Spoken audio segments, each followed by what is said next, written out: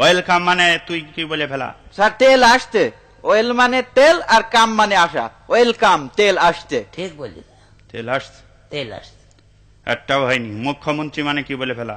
মুখ্যমন্ত্রী, হ্যাঁ, মুখ্যমন্ত্রী মানে যে মন্ত্রী কিছু জানে না, অশিক্ষিত, সেই হচ্ছে মুখ্যমন্ত্রী। মানে মানে আবার কি? আপনি তো সেদিন বললেন যে তোরা পড়াশোনা করিস নি, তোর তো মুখ্যই থাকবে।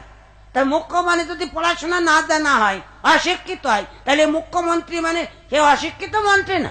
এই বুঝেছ তুমি? হ্যাঁ, আচ্ছা যাকে যাক, আকলি বল, অনু মানে কি?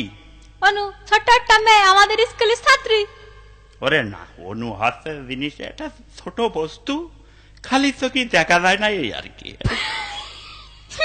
কৃষি কামড়াল ও আল্লাহ, অনু ছোট, তো কি? চোখে খালি চোখে দেখা যায় না। না, এক ক্লাস 3 পড়ে অনু, সামনের বেঞ্চিতে বসে থাকে ডেলি এসে, আমরা সবাই খালি চোখে দেখি, আর আপনি বলছেন খালি চোখে দেখা যায় না।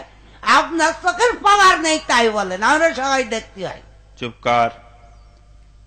ও ও কি ফজাতে উড়না পড়েছিস কেন? ও এই আজকাল এরকমই চলছে। এরকমই চলছে তার মানে? তার মানে আবার কি? আগে দেখতেন না মেয়েরা উড়না পড়তো, হ্যাঁ এখন মেয়েরা তো উড়না পড়া ছেড়ে দিয়েছে। হ্যাঁ। এখন ওরা যদিও কেউ পরে সে গলায় দড়িয়ে থুয়ে দেয়। এই জন্য কোম্পানি দেখলি এতগুলো উড়না তৈরি করলাম, এ নষ্ট হবে, এই জন্য ওরা নতুন এক ফ্যাশন বের করে দিয়েছে, বুঝলি তো, পুরুষই উড়না পরবে। বললো হ্যাঁ হ্যাঁ হ্যাঁ, ছেলেটা পড়তে দেখছি। হ্যাঁ, পাঞ্জাবির সাথে। আচ্ছা, সন্ধে হয় হয় ইংরেজি কর। স্যার ইভিনিং ইজ, সন্ধে হয়। Evening is is. হ্যাঁ, ঠিকই আছে।